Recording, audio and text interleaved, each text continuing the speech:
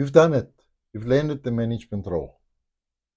You've got a vision, you've spotted the inefficiencies, and you've designed a new process that is objectively brilliant.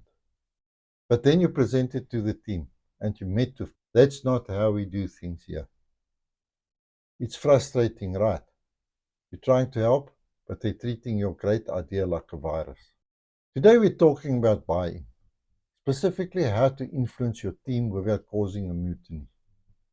I'm breaking down a 10-step framework to turn no way into let's do it. If you're a new manager feeling the friction of change, this video is your survival guide.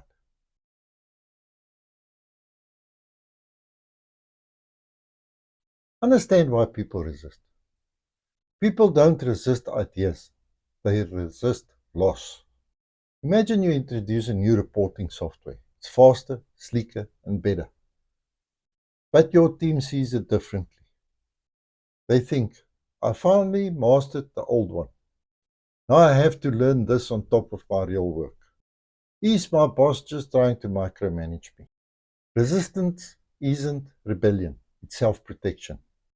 Before you pitch, ask yourself, what is this change taking away from them? If you can identify the loss, you can address it before they even bring it up.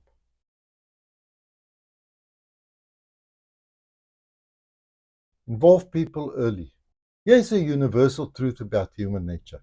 People support what they help create. Think about the IKEA effect. You love a shaky bookshelf more than the expensive one because you built it. Here's a negative example. You spend 2 weeks in a dark room designing the perfect workflow and drop it on their desks like a stone. They'll hate it because they weren't invited to the party. You fix this by going to your team while the idea is still messy. Say, I'm looking at our current turnaround times and thinking of a change. What challenges are you seeing in the current process? Now, it's not your idea, it's our solution.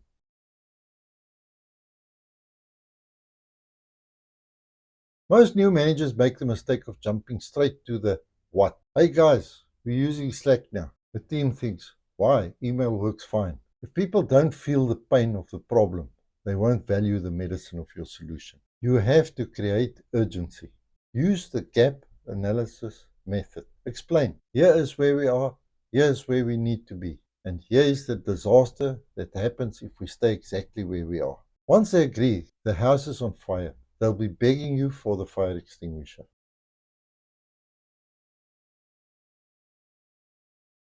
Every employee is tuned into the same radio station, WIIFM. What's in it for me? If you tell your team, this change will increase company EBITDA by 4%, they'll blink and go back to lunch.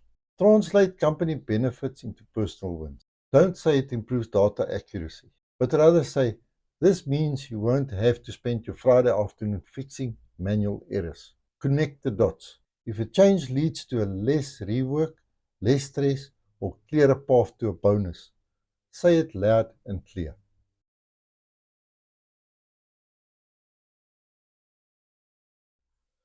Humans have a limited change budget. If you try to overhaul the entire department in one Monday morning meeting, you'll trigger a system overload response, anxiety and avoidance. Break the big scary change into tiny boring steps. Instead of a digital transformation, call it phase 1, testing one new folder. When things feel manageable, they will feel safe. And safe people don't resist, they explore.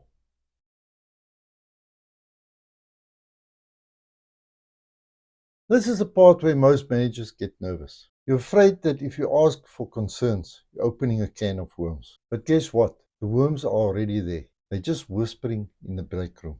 Ask directly, what is the biggest thing that worries you about this? Then this is the hard part. Just listen. Don't defend. Don't interrupt. When people feel hurt, their psychological resistance drops by half. Often they just want to know that you considered the risks they see on the front lines.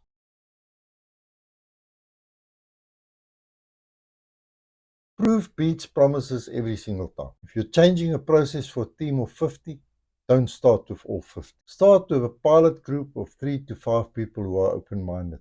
Help them succeed.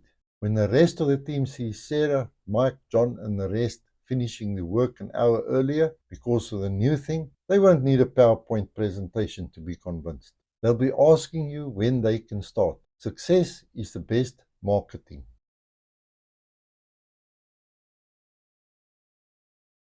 I see this all the time. A manager sends out one email, holds one meeting, and then gets angry when the team forgets the new process 2 weeks later.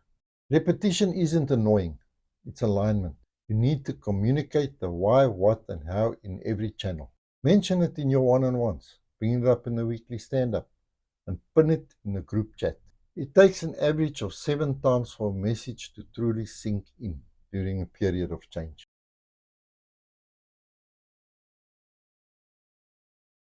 Finally, remember that change is a journey. People move through stages: resistance, then acceptance, and finally adoption. Some days you'll feel like you're sliding backward. That's okay. Stay steady.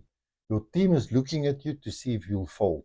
If you abandon the idea at the first sign of friction, you're teaching them that they can wait you out next time. Be the steady hand on the wheel. This is the direction we are moving in, and I'm here to help you get there.